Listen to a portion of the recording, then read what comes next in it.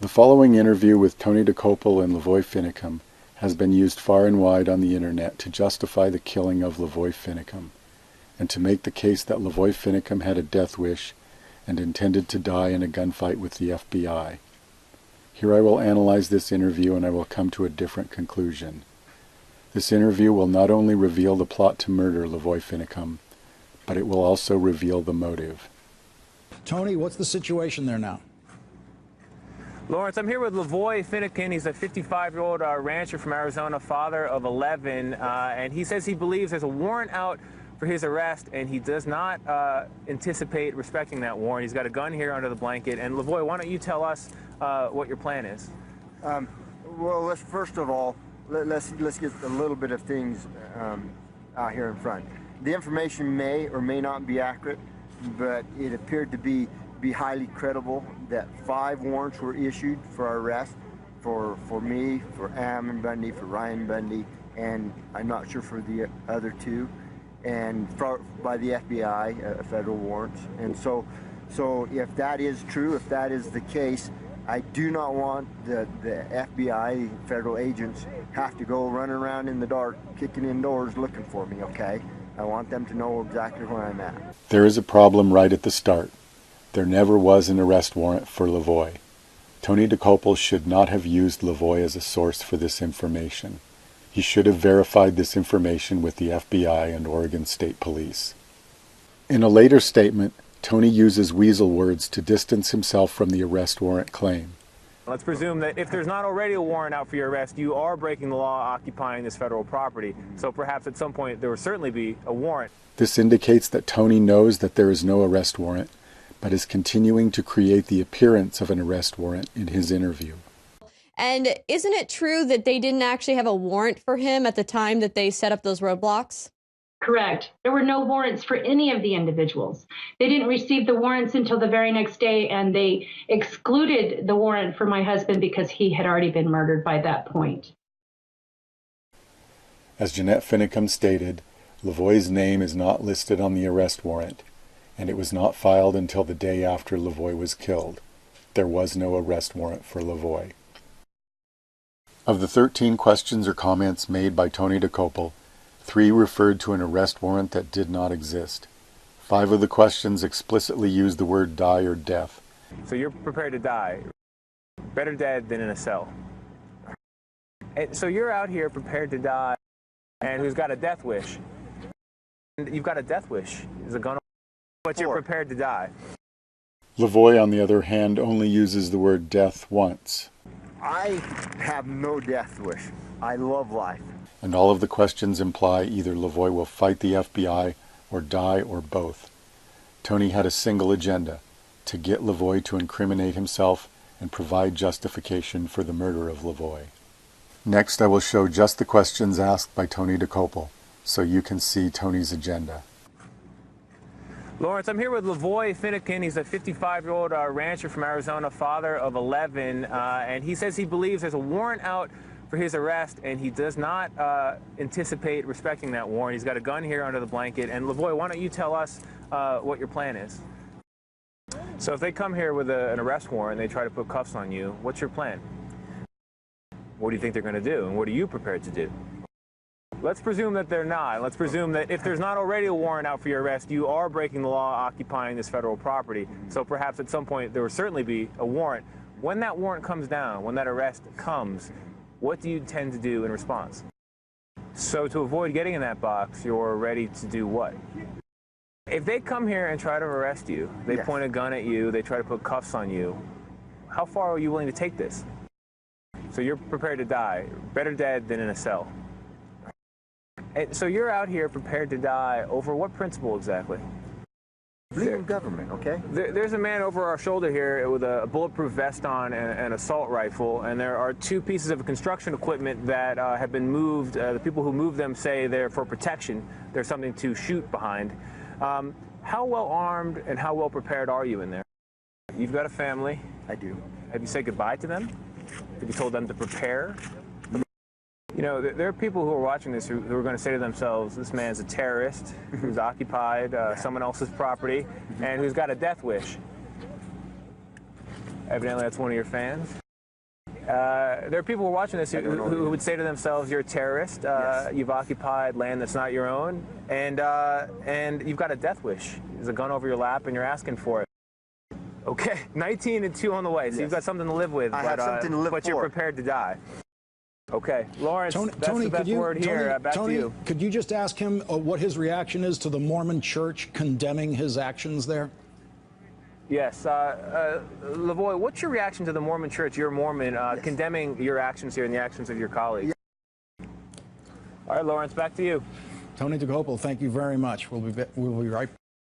During the interview, LaVoy did fall into Tony's trap and said some things that could be considered incriminating. Here is the sequence that is incriminating to LaVoy. So if they come here with an arrest warrant and they try to put cuffs on you, what's your plan? Well, they're not going to just come up with a guy holding a rifle and put cuffs on him, okay? They're not going to do that. What do you think they're going to do, and what are you prepared to do? Well, I hope that they go home. That's what I hope they do. Let's presume that they're not. Let's presume that if there's not already a warrant out for your arrest, you are breaking the law occupying this federal property. So perhaps at some point there will certainly be a warrant. When that warrant comes down, when that arrest comes, what do you intend to do in response? I have been raised in the country all my life. I love dearly to feel the wind on my face, to see the sunrise, to see the moon in the night. I have no intention of spending any of my days in a concrete box. And so I will, whatever days, and I believe that there'll be many, and hopefully prosperous days to come, I will spend them riding my horses, trying to take care of my cows, and that's what I will do. But I will not spend it in a box. So to avoid getting in that box, you're ready to do what? You guys have so many hypotheticals. If they come here and try to arrest you, they Yes. point a gun at you, they try to put cuffs on you, how far are you willing to take this? Well, don't point a gun at me. You don't point a gun at somebody unless you're going to shoot them. That's the first thing your thought is, don't point guns at people. And so I'm telling them right now, don't point guns at me. So you're prepared to die, better dead than in a cell? Absolutely. Dude, would you like to be in a cell? Nobody wants to live their life in a cell. Absolutely, I'm not going to live my life in a cell. The most incriminating statements that LaVoy made were these. I have no intention of spending any of my days in a concrete box. Absolutely. Dude, would you like to be in a cell? Nobody wants to live their life in a cell. Absolutely, I'm not going to live my life in a cell. Many in the mainstream news media have taken this to mean that LaVoy has a death wish. When you hear LaVoy's comments independent of Tony Dokoupil's words, they do not sound so bad. It is Tony that inserted the most offensive statements about death in order to spin LaVoy's words. There is another interpretation of the statement, "I'm not going to live in a cell," that must be considered. In this country we have the principle of innocent until proven guilty. LaVoy may believe that he has not broken the law and will eventually win if this goes to court. If this sounds far-fetched, then recognize that the other people who were arrested and pleaded innocent were found innocent of all the charges. Specifically, Ryan Bundy and Shauna Cox defended themselves in a court that showed extreme bias against them and won their case. It is very likely that LaVoy would also have won in court for the same reason, and would not have lived in a cell because his legal theory was correct. Later I will show that the government's actions indicate that they also believe that LaVoy's legal theory is correct. Here are some questions that show clearly how Tony is trying to put words into LaVoy's mouth and force the issue of LaVoy dying. So to avoid getting in that box, you're ready to do what? You guys have so many hypotheticals. Even if LaVoy talks about his family, Tony spins it into LaVoy dying. You've got a family. I do. Have you said goodbye to them? Have you told them to prepare for the No, worst? I haven't told them to prepare. You've got a death wish. There's a gun over your lap and you're asking for it. I have no death wish. I love life. I have 20 grandkids. Actually, I have 19 and 2 on the way. Okay, 19 and 2 on the way, so you've got something to live with. I have something to live but for. You're prepared to die. I'm prepared to defend freedom. There is one charge that everyone should agree is reasonable, and that is trespassing. If there's not already a warrant out for your arrest, you are breaking the law occupying this federal property. So perhaps at some point there will certainly be a warrant. However, the arrest warrant obtained after LaVoy's murder does not list trespassing at all. Instead, it lists a ridiculous conspiracy charge that the federal government failed to prove in court. Since the federal government usually stacks as many charges as they can, the absence of a trespassing charge is remarkable. Furthermore, if they want to get the occupiers off the land, a trespassing charge is the most logical first step. The only reason that the federal government would not charge them with trespassing is that they could not prove trespassing. And the only reason that the federal government could not prove trespassing is if they did not lawfully own the land. This is what LaVoy Finicum and Bundy were claiming from the start. Did the federal government do anything to prove ownership? She said this, that it doesn't have any impact on the charges, so we're not going to argue whether that's what it was. And because they charge us for conspiracy to impede federal officers through threat, intimidation, and force. That was the charge. And so she said that, the jurisdiction over the land had no, bearing on this trial. So see, every time we've gone into a federal court and begin to argue the jurisdiction, they won't have that argument. They'll either say, that argument's moot, or they'll just say that doesn't pertain to the charges. What we were trying to do also at the Refuge was provoke a trespass charge. Clearly you were expecting a legal confrontation. Yeah, we were trying to provoke. How did you hope that would go down? How would you else? It would have to be a trespass charge, right? That's what I thought. We weren't doing anything else except just being there occupying. We weren't hurting anybody. We weren't threatening anybody. None of that. All that was a lie. But they did not want to have that argument, so they did not charge us with trespassing. Because the trespassing charge would have been like a misdemeanor or something. Okay. I wouldn't have been thrown in prison for 2 years. Right. While I was trying to fight these charges. It would have been something I could have done outside. I could have got tens of thousands of people behind me. They're going to charge us with trespassing. And then we're going to fight the trespass charges with all the proof that we have that the Malheur National Wildlife Refuge was taken, unethically, unlawfully, that they didn't have jurisdiction. But they knew we were going to make that argument. They didn't want to have that argument, so they just made up all this threat, intimidation, force, and that's part of where the media came in, saying that we were these armed, occupiers, and that we were, impeding and threatening federal officers. It was all a lie. It was also that they didn't have to have the argument of jurisdiction.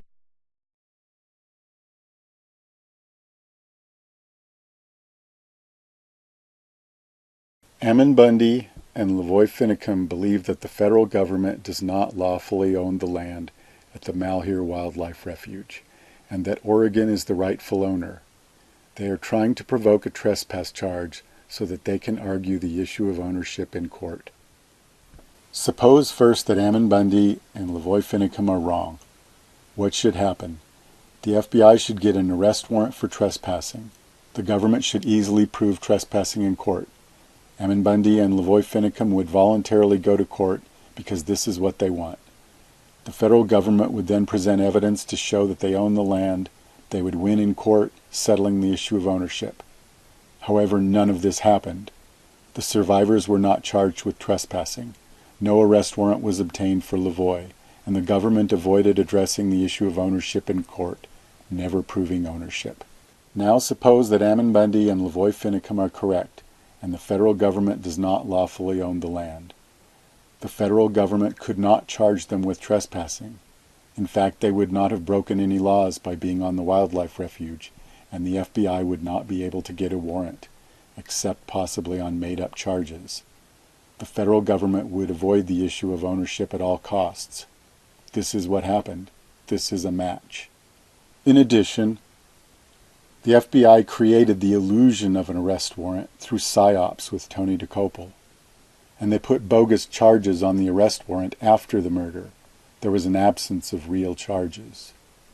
And the FBI had to wait for LaVoy to leave the refuge for the ambush. To be clear, this does not prove that Ammon and LaVoy are correct. That would have to be decided in court. All this proves is that the government attorneys believe that Ammon and LaVoy are correct, because the actions of the federal government are consistent with not having ownership of the land. There are two main points that Tony is presenting to us in this interview. There is an arrest warrant for LaVoy, and LaVoy has a death wish. The existence of an arrest warrant was false, and the death wish came from Tony's words and not from LaVoy. Since these statements were factually incorrect, and these statements could easily have been checked, and these statements were not checked, and there is evidence that Tony knew these statements were false, Tony Dokoupil has earned MSNBC the title of fake news.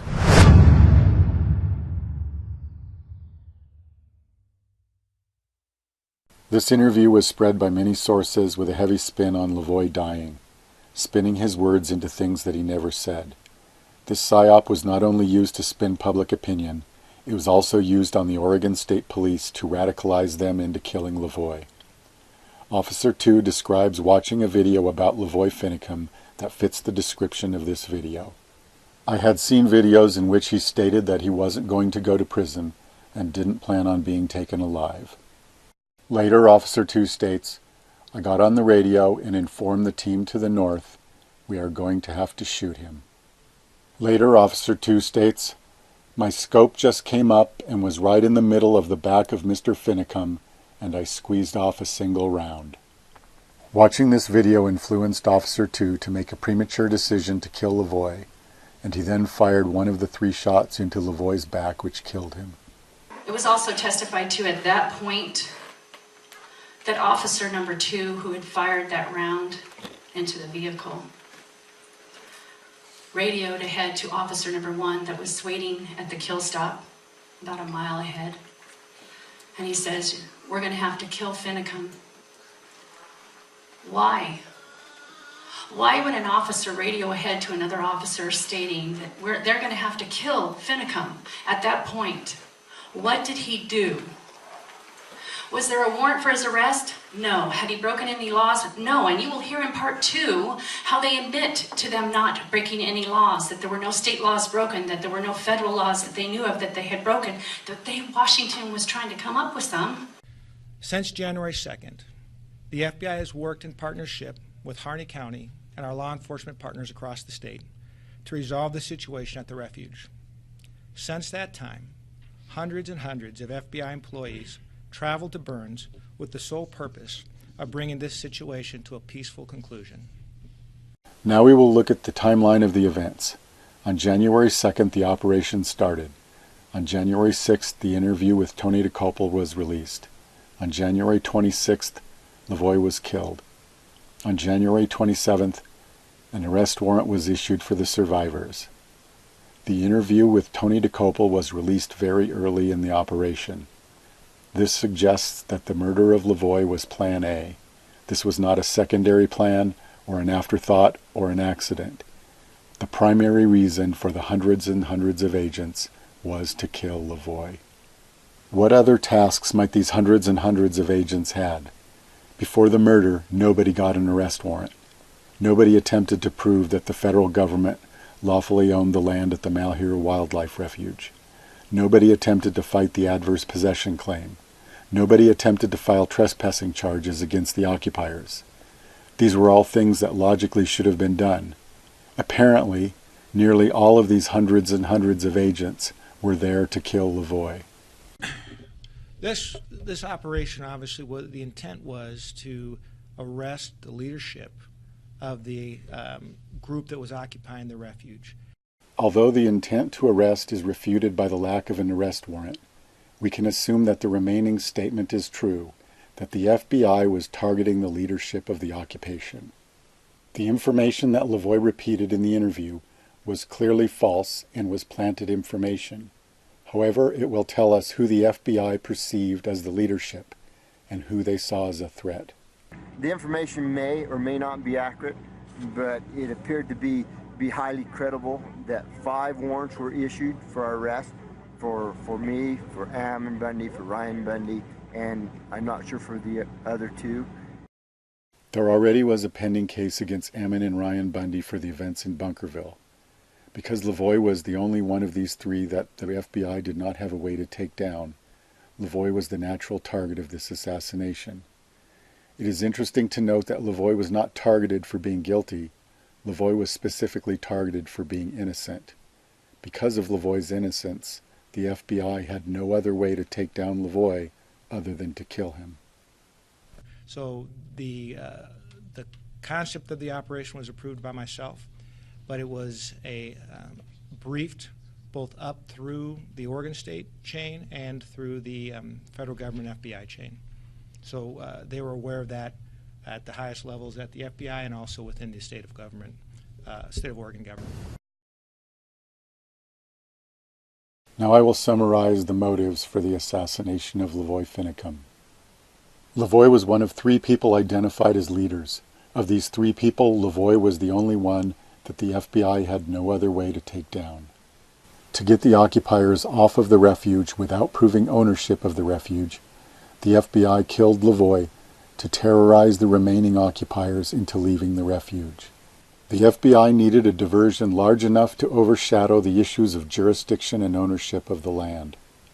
If the FBI failed and was forced to fight the issue of ownership of the Malheur Wildlife Refuge in court, the federal government believed that it would lose, and the BLM would lose control of vast amounts of land when it returned to state control.